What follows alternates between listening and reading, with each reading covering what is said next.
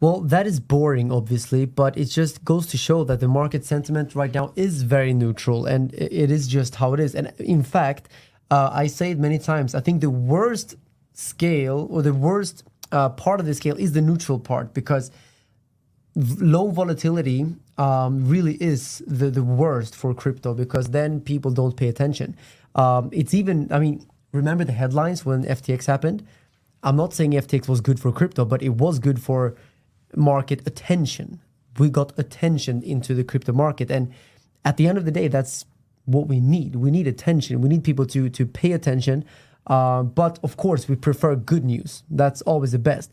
But when crypto or Bitcoin, let's say, goes down 5% in one day, and we have a huge red candle, that makes people talk. That makes people buy. Makes people sell. Like, all of these things creates the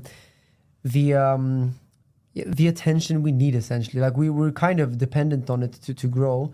And obviously I prefer when there's good news, when there's green candles. And right now, for the past few weeks, it's been very, very boring. And then people just don't talk about it, you know.